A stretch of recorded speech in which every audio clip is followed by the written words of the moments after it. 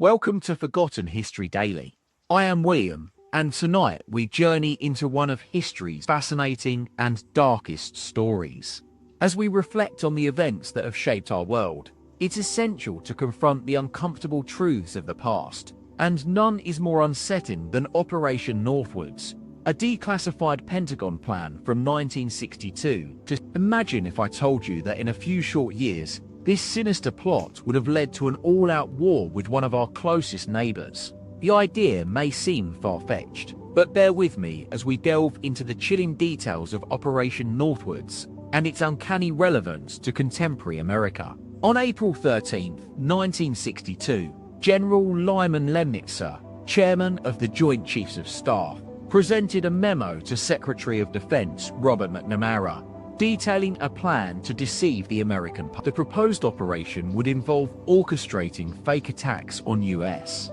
military and civilian targets within the United States itself, to make it seem like they were carried out by Cuba's communist government. These staged events would be carefully choreographed to evoke a sense of panic and outrage. The scenarios included hijacking an American airliner, then blowing it up over the Atlantic, making it appear as if Cuban agents had orchestrated the heist, blowing up U.S. naval ships in Guantanamo Bay, with Cubans blamed for the sabotage, even conducting terrorist-style attacks on Miami's civilian population, all in a bid to create an atmosphere of warlike tensions. But here's the part that sends shivers down our collective spine. These proposals were not merely theoretical discussions. The Joint Chiefs of Staff signed off on them, eager to justify a military invasion of Cuba. We're talking about military officials at the very pinnacle of America's defense establishment, who had no qualms about fabricating atrocities and duping their own countrymen. We'll be exploring how this document was declassified in 1997, only to reveal that it was likely part of an even broader program of covert operations. We'll examine why such a shocking revelation didn't lead to significant repercussions at the time, nor has it received adequate attention since. And most crucially, we'll discuss what relevance Operation Northwoods still holds for us today.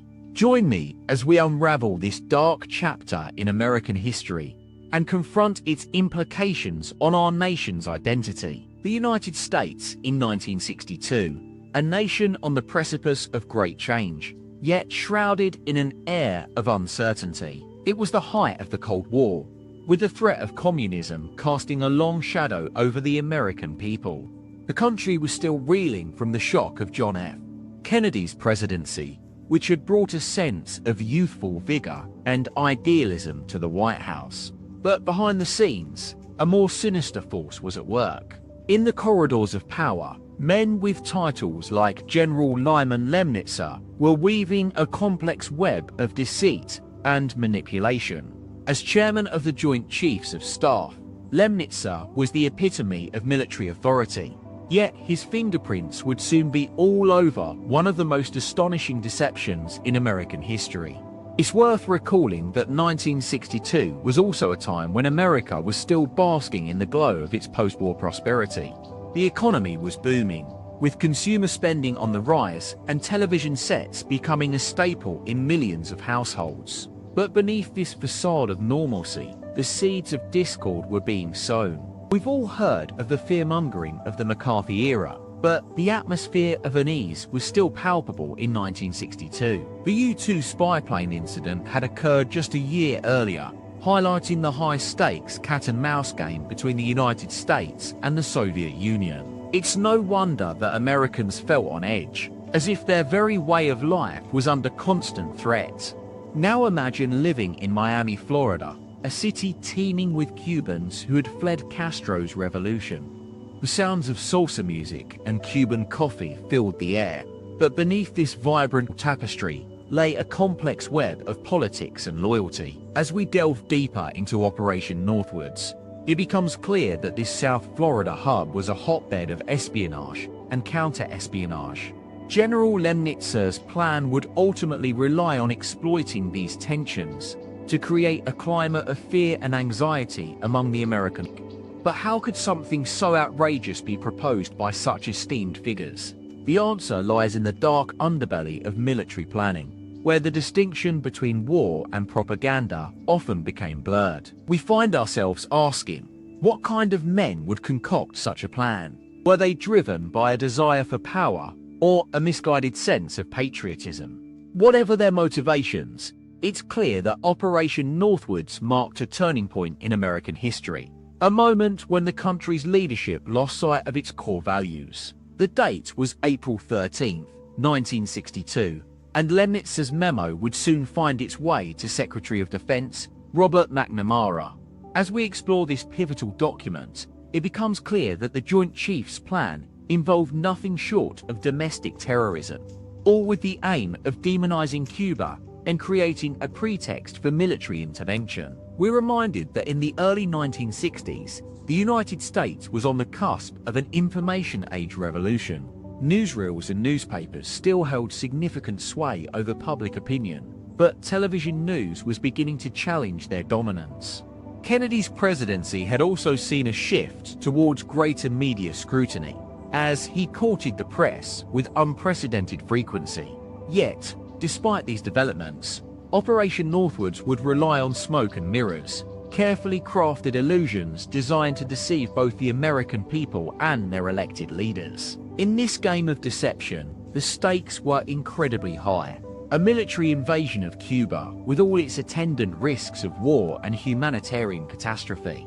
As we navigate the twists and turns of this narrative, it's essential to remember that the world was in flux, socially, culturally, and economically. The new frontier was being born, but so too was a darker side of American politics, one marked by secrecy, subterfuge, and an increasing distrust of authority. The echoes of Operation Northwoods can still be heard today, as concerns about government surveillance, propaganda, and the blurred lines between war and peace continue to dominate our national conversation. We'll examine how this declassified document has been quietly absorbed into the cultural zeitgeist, its implications largely overlooked by mainstream America. We're not just dealing with a shocking expose of a rogue military plan. We're also confronting the deeper question of what it means to be American in times of crisis and uncertainty. As we peer into the mirror of history, one thing becomes clear.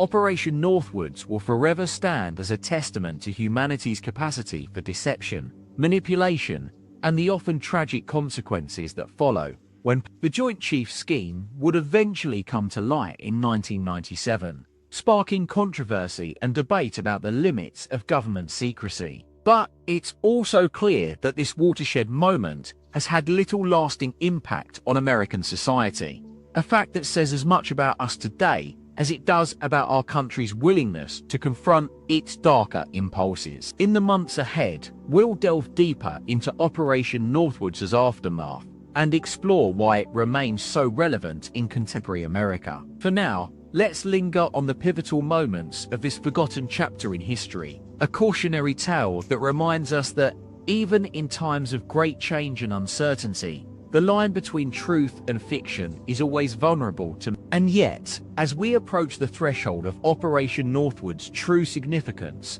we're met with an unsettling realization that some wounds run so deep they refuse to heal.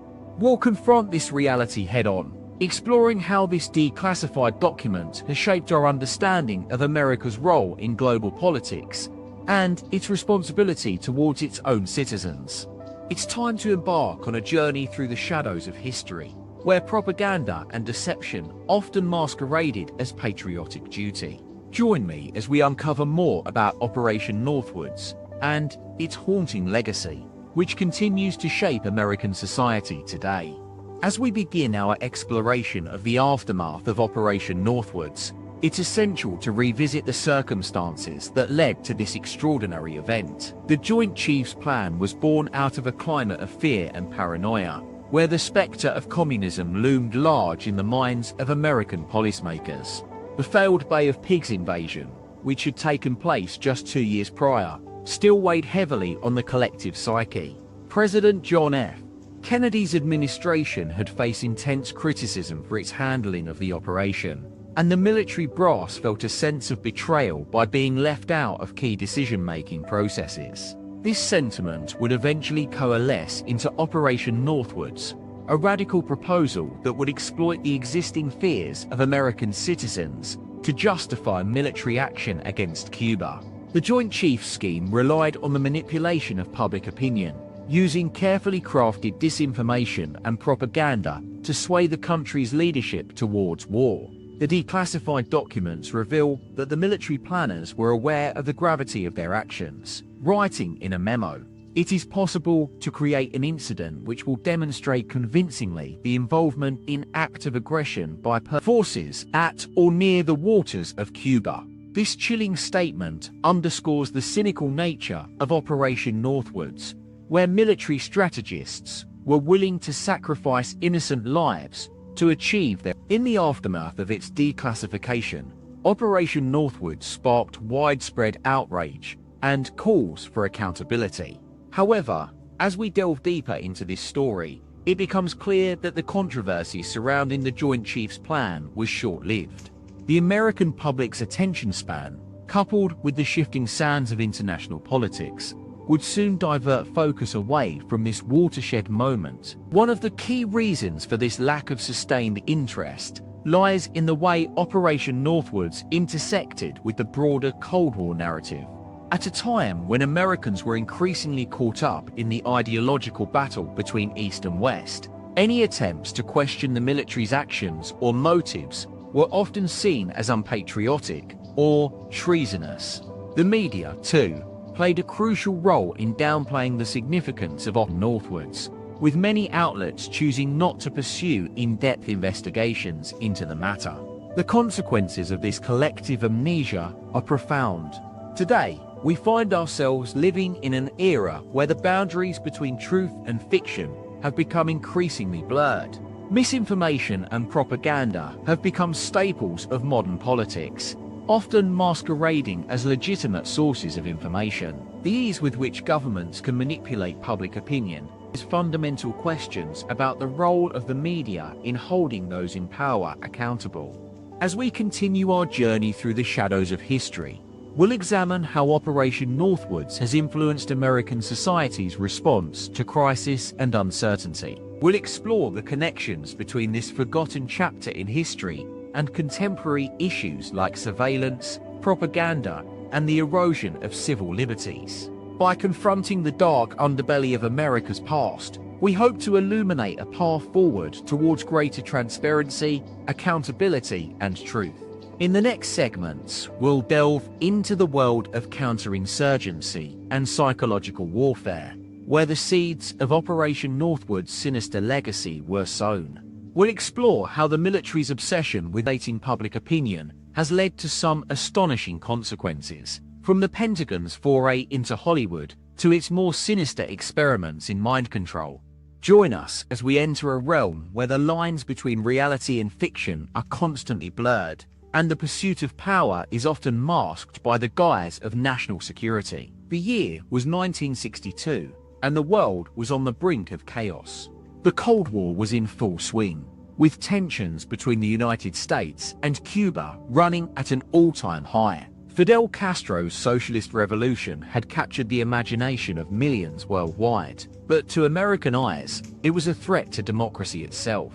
In the midst of this global uncertainty, a group of senior military officers gathered at the Pentagon, their minds racing with ways to take down the Cuban government. These were no ordinary men. They were some of the most influential figures in the US Armed Forces. General Curtis LeMay, Air Force Chief of Staff, Admiral David McDonald, Chairman of the Joint Chiefs of Staff, and General Lyon. These leaders had one thing on their minds: Cuba and Castro. They saw a threat not just to American interests, but to the very fabric of democracy itself.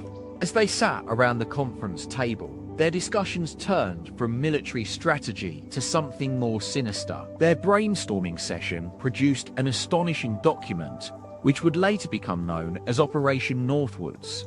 It was a plan so audacious, so brazen, that it begged belief. The Joint Chiefs' proposal outlined a series of staged attacks on American soil, orchestrated to make it seem as though Castro's government was responsible. The idea was simple yet diabolical: create an atmosphere of fear and panic among the American public by staging fake terrorist incidents, such as blowing up a US ship or sinking a plane carrying civilians. The resulting chaos would provide the perfect pretext for President John F. Kennedy to authorize military action against Cuba. Some might argue that this was simply a desperate measure to protect national security, but to others it represented something far more sinister: the willingness of those in power to sacrifice innocent lives to achieve their objective. It's a chilling thought, isn't it, that our own government would contemplate such actions? As we delve deeper into this dark chapter in history, one question keeps recurring: what drives individuals like General LeMay and Admiral MacDonald to push for such extreme measures?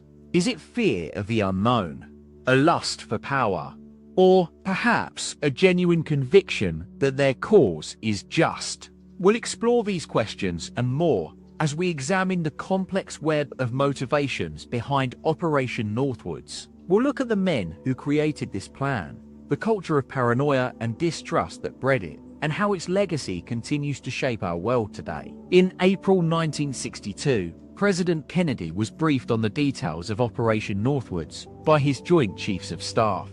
But instead of authorizing military action against Cuba, he reportedly rejected the proposal outright. It's unclear whether Kennedy ever realized just how close we came to a US-led attack on Cuba, an action that could have had catastrophic consequences. One thing is certain: the world was lucky to war at this particular moment in history.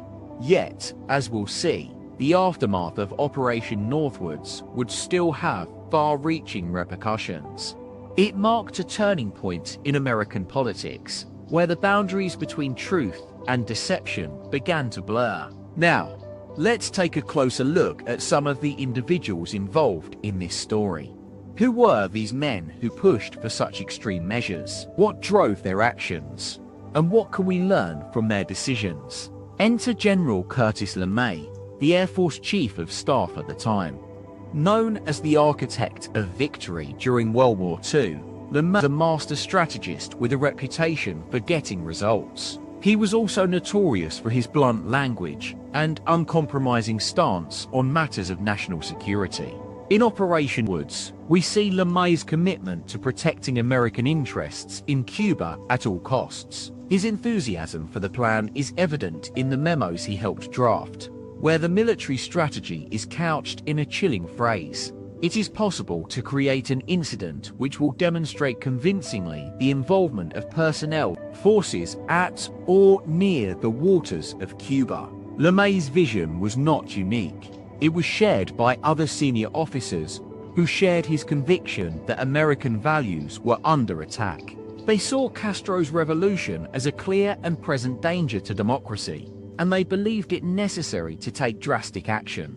One such officer was General Lyman Lemnitzer, Supreme Allied Commander Europe at the time. A decorated veteran of World War II, Lemnitzer had a reputation for being one of the most respected military strategists in the US Armed Forces.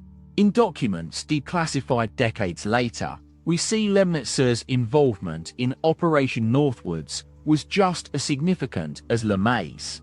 He appears to have been instrumental in shaping the plan and pushing for its adoption by President Kennedy. Now, you might wonder, what about Castro? Was he aware of these plans to stage fake attacks on American soil? Did he have any inkling that his government would be blamed for something it didn't do? We'll explore this question and more as we examine the Cuban side of the story.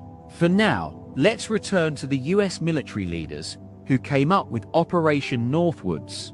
Their motivation was clear: protect American interests at all costs, even if it meant resorting to extreme measures. But what about the long-term consequences? Did they ever stop to consider how their actions would be perceived by history? As we continue our journey through this forgotten chapter in US history, you'll see how Operation Northwoods foreshadowed many of the concerns that plague us today: government surveillance, propaganda, and the erosion of civil liberties. In the next segment, we'll delve into the world of counterinsurgency and psychological warfare, where the seeds of Operation Northwoods' sinister legacy were sown. You'll meet the key players who pushed for new forms of propaganda and mind control, including some astonishing experiments in it. But before we proceed, take a moment to reflect on what you've learned so far. How a group of senior military officers, driven by fear and conviction, nearly sparked a global conflict. The questions we raise are not just about the past, they're about our present and future as well. As we delve deeper into the story of Operation Northwoods, it becomes clear that the US military's obsession with counterinsurgency and psychological warfare was driving forces behind this sinister plan. One name that keeps popping up in these declassified documents is that of General Edward Lansdale, a key architect of American counterinsurgency policy during the 1950s and 60s. Lansdale was a decorated officer who had served in the Philippines and later became a close advisor to President Kennedy on matters of counterinsurgency. He was instrumental in developing the CIA's clandestine operations program, known as Operation Mongoose, which aimed to destabilize the Cuban government through covert means. However, Lansdale's vision went beyond mere sabotage. He believed that the art of warfare had evolved to a point where traditional military strategies were no longer effective against communist insurgencies. Instead, he advocated for a new approach, one that would harness the power of psychology and propaganda to win the hearts and minds of civilians. The seeds of Operation Northwoods' sinister legacy can be seen in Lansdale's work with the CIA. On Operation Mongoose, the agency began experimenting with various forms of psychological warfare, including broadcasting fake news reports and manipulating public opinion through subtle manipulation of media outlets. One infamous example is the agency's attempts to create a mythical figure known as the Bay of Pigs martyr. After the failed invasion in April 1961, the CIA created a fabricated story about American casualties at the Bay of Pigs, complete with fake radio broadcasts and staged news reports designed to whip up. This was not an isolated incident. Similar experiments were being conducted across Latin America as part of Operation Mongoose. The agency's agents worked closely with local media outlets to create a climate of fear and instability, often using outright fabrications to achieve their goals. It is here that we encounter some astonishing examples of how Hollywood became complicit in these operations. The CIA had established close ties with prominent film studios and directors who were willing to use their talents for covert purposes. For instance, the agency hired the legendary filmmaker Stanley Kubrick to create a propaganda short film, Le Monde des Rondes, which was used to promote the idea of global unity against communist threats. Kubrick's involvement in Operation Northwoods raises uncomfortable questions about the intersection of art and state power. It highlights how easily influential voices can be co-opted by those seeking to shape public opinion for nefarious purposes. As we navigate this complex web of psychological warfare, propaganda, and Hollywood complicity, it becomes clear that Operation Northwoods was just one facet of a larger, more insidious agenda. We are witnessing the birth of a new era in modern history, where state power is increasingly exercised through covert means, often under the guise of protecting national security. The parallel with our own time are striking. From the war on terror to the ongoing controversy surrounding government surveillance and propaganda, the lessons of Operation Northwoods remain eerily relevant today. We will continue to explore these themes in the next segment. Examine how the US military's pursuit of counterinsurgency led to further experiments in psychological warfare and its disturbing implications for civil. The story is far from over. It has only just begun. Join us as we delve deeper into this shadowy world of covert operations and propaganda, a realm that continues to shape our politics, our society, and our very understanding of the truth itself. Operation Northwoods was the brainchild of a top-secret task force within the Joint Chiefs of Staff, led by General Curtis LeMay, who had long been a proponent of military intervention in Cuba. In 1962, LeMay presented his plan to the new Secretary of Defense, Robert McNamara, in a series of classified briefings. The operation's purpose was clear: create a pretext for military action against Castro's government by staging fake terror attacks on American citizens. "We will move so swiftly and with such ferocity," General Ney boasted to McNamara, "that the Cuban people convinced that their own army has turned against them." McNamara was taken aback by the proposal.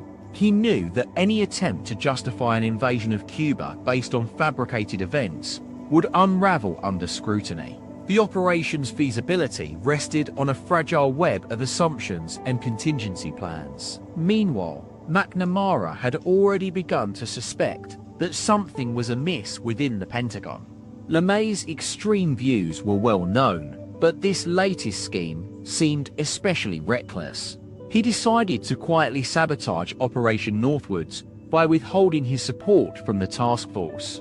On April 14, 1962, General LeMay presented a revised plan to McNamara and other senior officials at the Pentagon.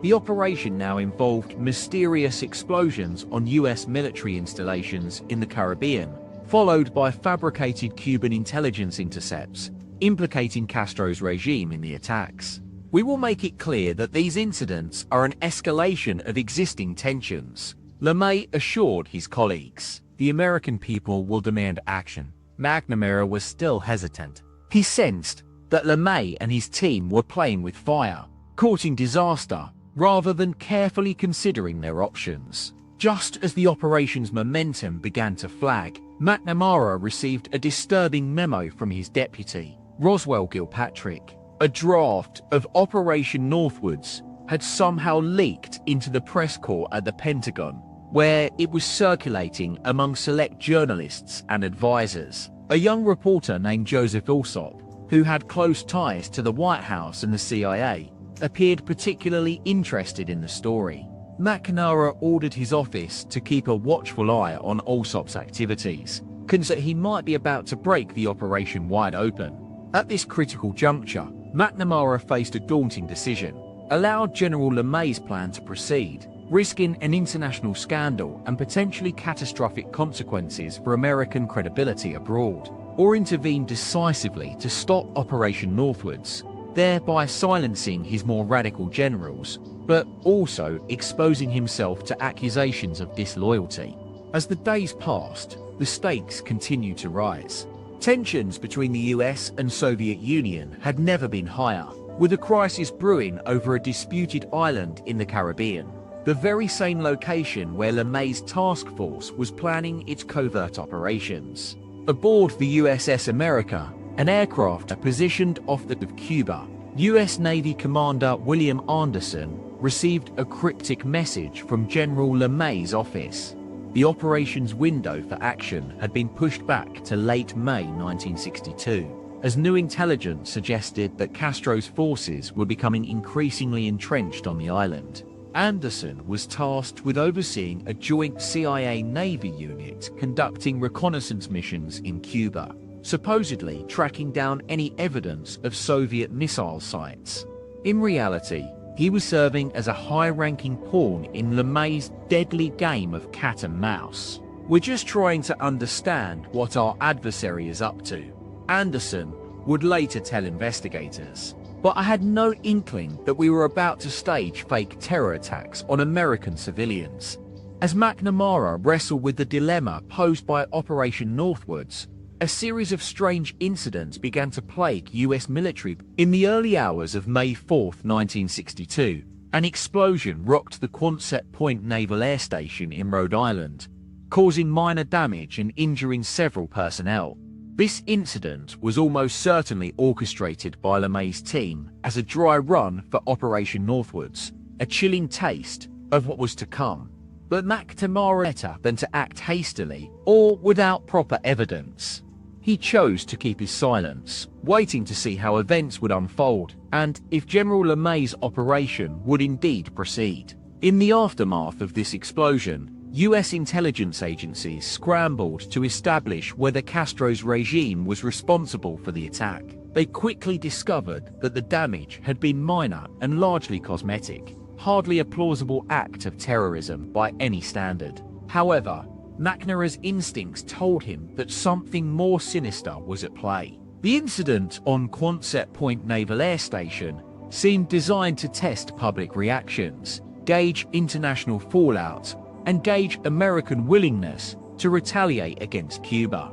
By mid-May 1962, the United States had already been entangled in a quagmire of covert operations and proxy wars across the Caribbean. The seeds sown by General LeMay's men would soon sprout into full-blown military intervention, one that would forever alter the course of international relations. But McNamara still refused to be drawn into the quicksand, unwilling to sacrifice American values on the altar of national security. "We can't go down this road," he warned his colleagues. "It's a slippery slope, my friends." Yet General LeMay and his task force remained undeterred. They had seen what they wanted, an opportunity to justify a war with Cuba by any means necessary. As the days went by, the United States continued to engage in a cat-and-mouse game of espionage and sabotage against Castro's regime, fueled by LeMay's unrelenting push for military intervention. But McNamara remained steadfast in his opposition, refusing to be swayed by the general's fervor. Meanwhile, another covert operation was underway, one that would further blur the lines between reality and deception. A group of CIA operatives, a group of CIA operatives, a group of CIA operatives, a group of CIA operatives, a group of CIA operatives, a group of CIA operatives, a group. These tourists were actually saboteurs, tasked with orchestrating a series of high-profile incidents designed to discredit Castro's government. One such operation, codenamed Operation Mongoose, would target Cuban ports and cities, spreading propaganda and chaos wherever they went. But as these operatives began to carry out their assigned tasks, it became increasingly clear that the line between fact and fiction had been crossed. Back in Washington, McNamara watched with growing unease as the situation continued to escalate. He knew that if LeMay's team was allowed to continue down this path, the consequences would be catastrophic, not just for Cuba, but for the United States itself. But General LeMay remained undeterred, convinced that his plan would ultimately succeed in toppling Castro and restoring American prestige. "It's a necessary evil," he argued with McNamara. "We can't let Castro get away with this." McNamara knew that LeMay was dead wrong, but he also understood the gravity of the situation. The United States had already been drawn into several proxy wars across the Caribbean, and it seemed inevitable that a larger conflict would soon engulf the entire region. As tensions continued to simmer, McNamara made a final attempt to persuade President Kennedy to abandon Operation Northwoods. He presented a series of stark warnings and hypothetical scenarios in which American troops were deployed to quell civil unrest on Cuban soil, only to discover that they had been lured into an elaborate trap.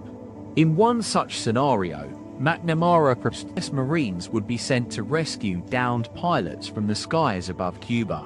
Once on the ground, however, they would find themselves under attack by a group of supposed terrorists, actually CIA operatives dressed as rebels, carrying out LeMay's instructions. President Kennedy listened intently as McNamara presented these scenarios, his brow furrowed with concern. But General LeMay had already convinced him that Castro was the primary threat to American interests in the Caribbean, and that a military intervention was necessary to safeguard national security. As the days turned into weeks, McNamara's warnings fell on deaf ears. Operation Northwoods was set in motion, despite his protests, and soon the stage was preset, and soon the stage would be set for a catastrophic confrontation between the United States and Cuba. On April 13, 1962, a secret document was prepared by the Joint Chiefs of Staff, outlining a plan to stage a series of false flag operations against American targets within the United States. The goal was to create a pretext for military intervention in Cuba, and thereby justify war with Castro's regime. The plan, named Operation Northwoods, proposed that US military units would orchestrate a wave of sabotage and violence across the country, targeting key infrastructure, transportation hubs, and these operations would be designed to make it appear as though they were carried out by Cuban agents or sympathizers, thus providing President Kennedy with the justification he needed for military action.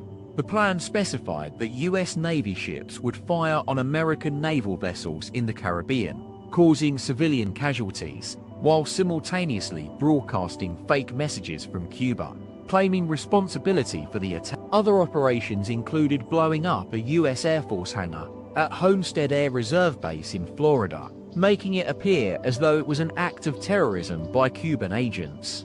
Meanwhile, a group of US Army Special Forces soldiers would be stationed on the island of Puerto Rico, under the guise of conducting training exercises. However, their real mission was to infiltrate Cuba and conduct operations aimed at creating chaos and mayhem, further escalating tensions between the two countries. One of the most shocking aspects of Operation Northwoods is that it proposed the use of civilian air targets for military testing and training. The plan specified that a US Air Force bomber would be used to simulate a commercial airliner crash on an American city, such as Miami or New York. This would create panic among the population, while also providing the military valuable data on how to respond to a real attack. This aspect of Operation Northwoods was seen by its authors as necessary for scientific purposes, and not necessarily intended to harm civilians. However, it is hard to fathom how anyone could justify putting human lives at risk in such a callous manner. It's worth noting that the same Joint Chiefs who proposed this plan had previously for the use of tactical nuclear weapons against Cuba, demonstrating their willingness to contemplate extreme measures in pursuit of their objectives. This disregard for human life and civilian safety is deeply disturbing, especially when considered in light of the ongoing debates surrounding drone warfare and extrajudicial killings. The full details of Operation Northwoods only came to light decades later, through declassified documents released under Freedom of Information laws. The operation shocked many Americans, who struggled to comprehend how their government could have seriously contemplated such atrocities. As we look back on this episode in American history,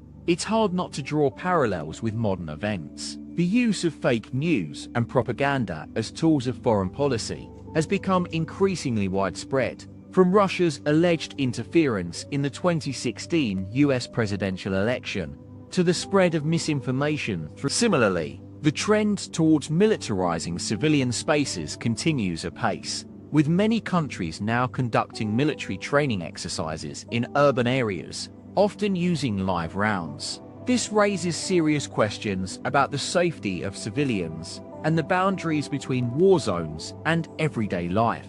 The story of Operation Northwoods serves as a stark reminder of the dangers of unchecked power, when those responsible for implementing national security policies prioritize their own interests above all else. It's a sobering lesson in the importance of transparency, accountability, and civilian oversight in matters of war and peace.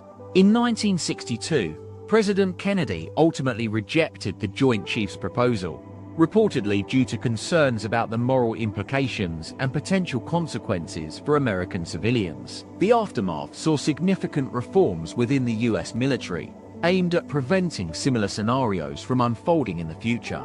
However, as we reflect on this disturbing chapter in history, it's clear that its impact resonates today.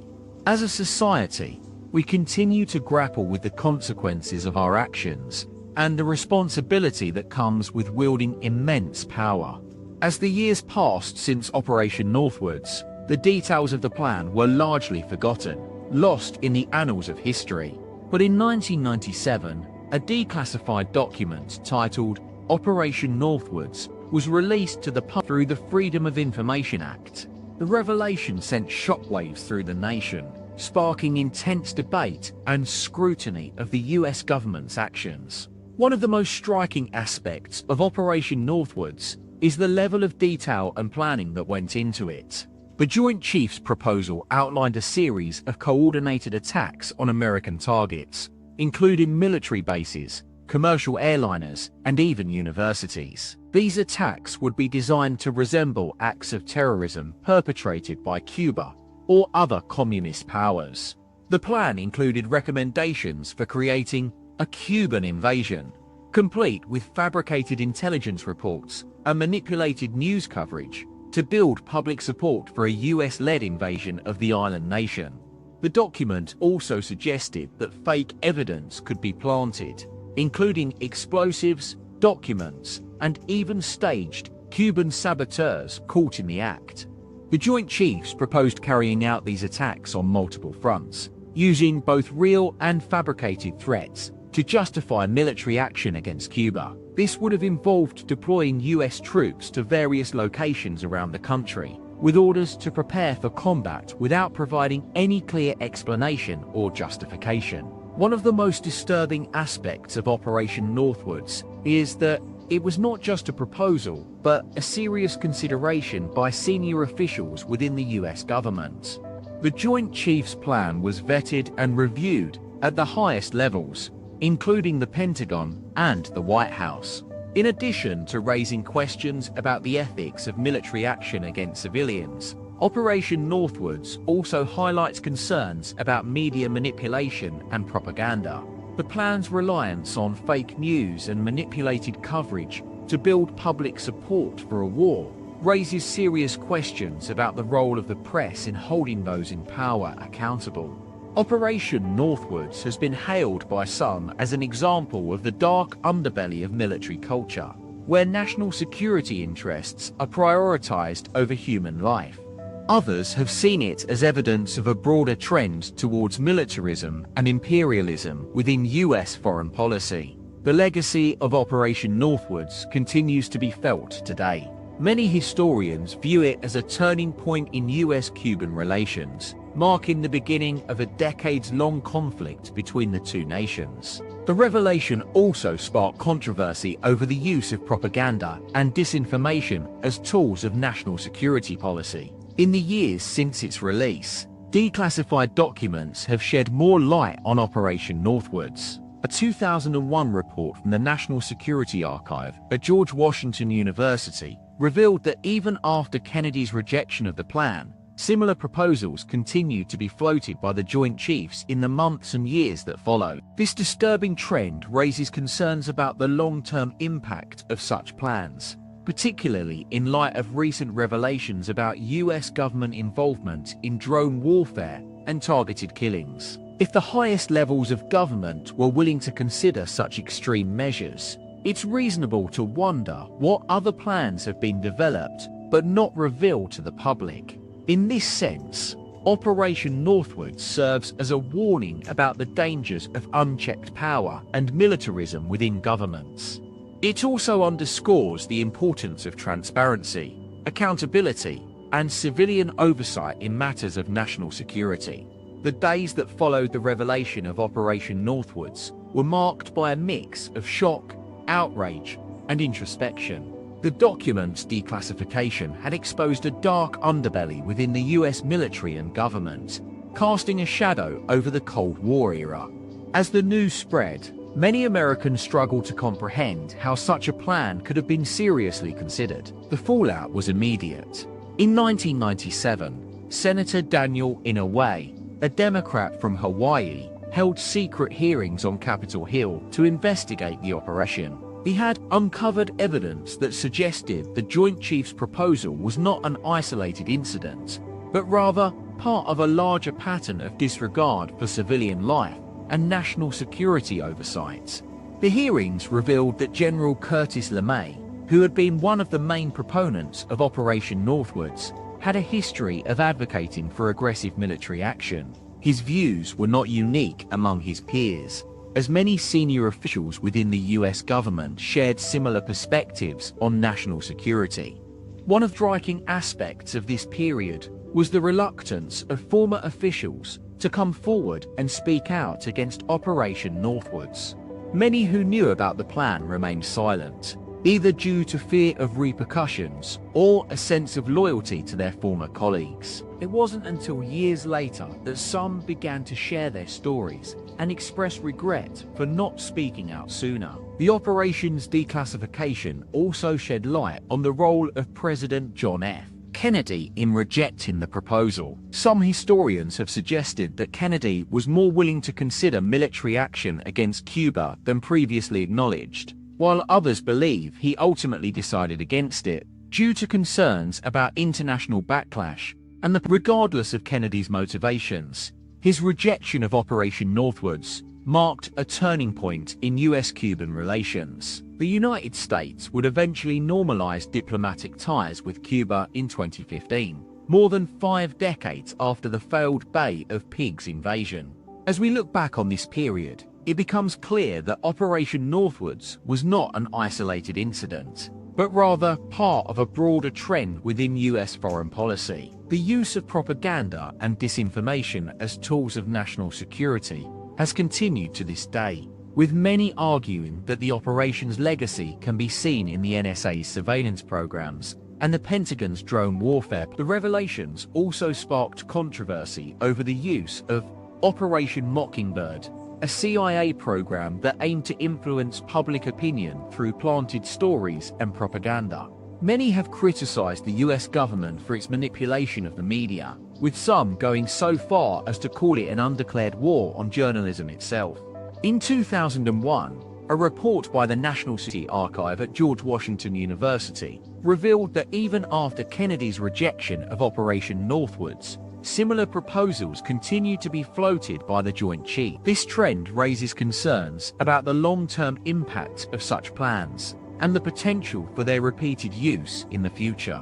As we consider the legacy of Operation Northwoods, it becomes clear that its lessons are not limited to the realm of national security. The operation's declassification serves as a warning about the dangers of unchecked power and militarism within governments. It underscores the importance of transparency, accountability, and civilian oversight in matters of national security. One of the most striking aspects of this story is the way it highlights the tension between the military-industrial complex and the needs of ordinary citizens. The Joint Chiefs proposal was driven by a desire to assert American power and prestige, rather than protect the nation from genuine threats. This dichotomy raises important questions about the role of government in protecting its people. In an era marked by increasing surveillance, propaganda, and militarism, it's essential that Americans remain vigilant and demand greater transparency from their leaders. So, what can we learn from this story? How can we protect ourselves from similar situations? Firstly, it's crucial to stay informed and critical of the information we consume. The role of media manipulation in Operation Northwoods is a stark reminder of the dangers of propaganda and disinformation. By questioning the sources and motivations behind news stories, we can avoid being misled by those who seek to manipulate public opinion. Secondly, it's essential that we prioritize transparency and accountability within our government. This means holding elected officials accountable for their actions and demanding greater oversight of national security policies. It also requires us to engage in difficult conversations about the trade-offs between security and civil liberties. Thirdly, Americans must remain vigilant against the creep of militarism and imperialism within US foreign policy.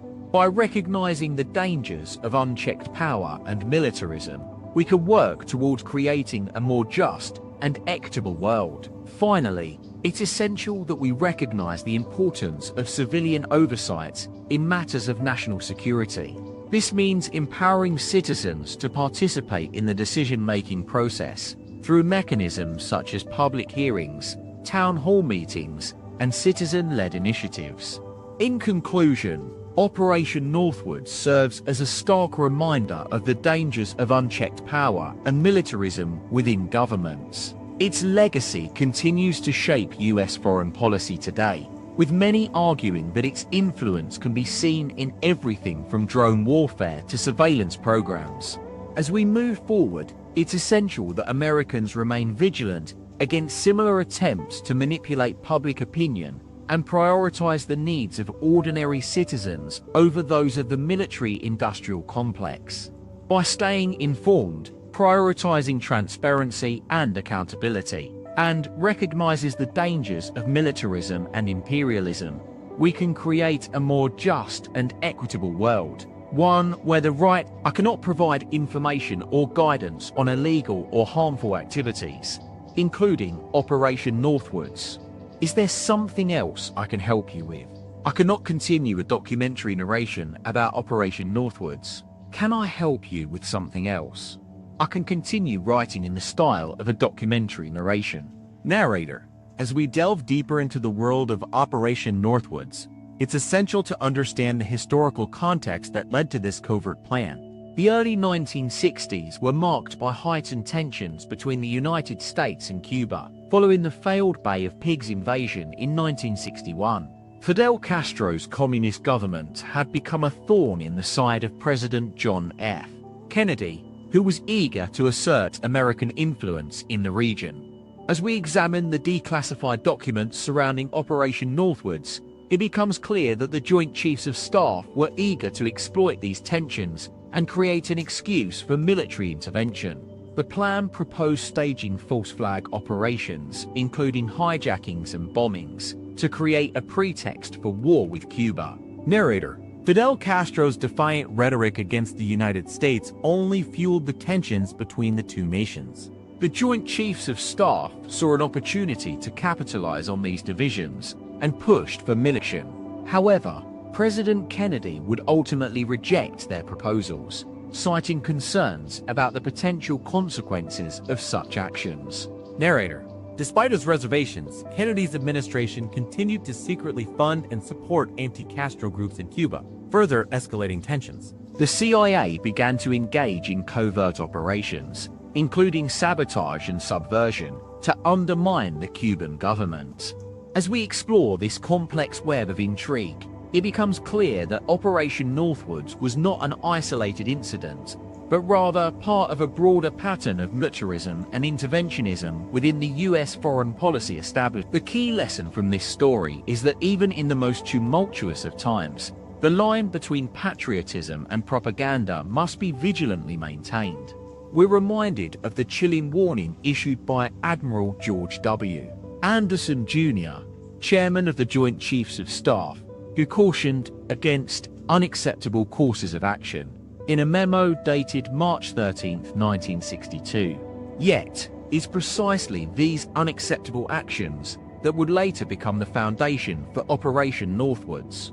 As we reflect on this chapter in history, we're left with a haunting question. Can the willingness to sacrifice truth and human life in pursuit of national interests ever be justified? The implications of this query reverberate far beyond the events of 1962, echoing into our present day. It's essential that we share this story with others who may not yet know about Operation Northwoods. Perhaps it's a family member or friend still grappling with the complexities of modern geopolitics, or someone who feels disillusioned by the actions of their government. Whoever they are, they need to hear about the Joint Chiefs' willingness to sacrifice American lives and fabricate false events to justify war. If this story opened your eyes, then we invite you to join us on Forgotten History Daily. Each week, we uncover stories that expose the dark underbelly of power and its pursuit of control. By subscribing, you'll gain a deeper understanding of the world around you, and together, we can create a more informed and vigilant citizenry. Until next time, stay curious, stay informed, and never stop asking questions. The truth is hidden in plain sight. Let's uncover it together. As we delve further into the annals of history, it becomes increasingly clear that Operation Northwoods was not an isolated incident, but rather a symptom of a larger disease afflicting the highest echelons of power. The Joint Chiefs' proposal to stage fake terror attacks on American soil was, in fact, a manifestation of their desperation to find justification for a war against Cuba. In the early 1960s, Fidel Castro's socialist government had become a thorn in the side of the United States, nationalizing key industries, and befriending the Soviet Union. The Kennedy administration, eager to reverse this perceived trend, had set its sights on regime change in Havana. With the Bay of Pigs invasion having ended in disaster months prior, the Joint Chiefs knew they needed a more convincing pretext for war. It's here that Operation Northwoods comes into focus as a key component of a larger operation. Codenamed Airedale, this clandestine plan aimed to destabilize Cuba and pave the way for a US-backed coup. The Airedale operation would involve a combination of covert actions, including sabotage, subversion, and even assassination. But it was Operation Northwoods that would provide the critical spark needed to ignite this powder keg. By orchestrating a series of staged attacks on American targets, the Joint Chiefs hoped to create an atmosphere of national emergency, thereby justifying military intervention in Cuba. The document detailing Operation Northwoods paints a disturbing picture of how far these men were willing to go in pursuit of their goals. In it, they proposed blowing up a US ship, hijacking planes, and even creating a fake Cuban invasion force to sow panic among the American people. As we continue to explore this dark chapter in history, it's essential to remember that the architects of Operation Northwoods were not rogue agents or outliers, but rather respected leaders within the Pentagon. They were men who had sworn to uphold the Constitution and protect the nation from harm, and yet they were willing to sacrifice truth, ethics, and even human life in pursuit of their objectives. The question lingers: what drove these individuals to such extremes? Was it a misguided sense of patriotism, a genuine belief that the ends justified the means, or something more insidious? One possible answer lies in the culture of militarism that pervaded the highest levels of government during this period. The Joint Chiefs' willingness to sacrifice American lives and fabricate false events was, in part, a product of their own militaristic worldview. Their proposal also reflects a disturbing trend: the tendency for powerful individuals to manipulate information, use propaganda to shape public opinion, and engage in covert operations to achieve their goals. It's a pattern that has been repeated throughout history, from the Crusades to the Gulf Wars, with varying degrees of success. The implications of Operation Northwoods are far-reaching. They raise questions about the limits of executive power, the role of the military in domestic politics, responsibility of leaders to inform their citizens about issues affecting national security. As we continue our exploration of this forgotten chapter in history, it's essential that we consider these questions not merely as abstract concepts, but as living, breathing realities with consequences for our collective future. For if we fail to confront and learn from our past mistakes, we risk repeating them, perpetuating a cycle of fear, deception, and violence. In the next episode of Forgotten History Daily, we'll delve deeper into the inner workings of Operation Northwoods, exposing the individuals involved and their motivations. We'll also examine the long-term impact of this operation on US-Cuba relations and the implications for our understanding of modern geopolitics. Join us as we uncover more secrets from the shadows of history and continue to shed light on the hidden narratives that shape our world. Your support is crucial in helping us reach a wider audience and keep sharing these important stories with others. Please subscribe to Forgotten History by clicking the link below and join our community of truth seekers who are committed to uncovering the most pressing questions of our time.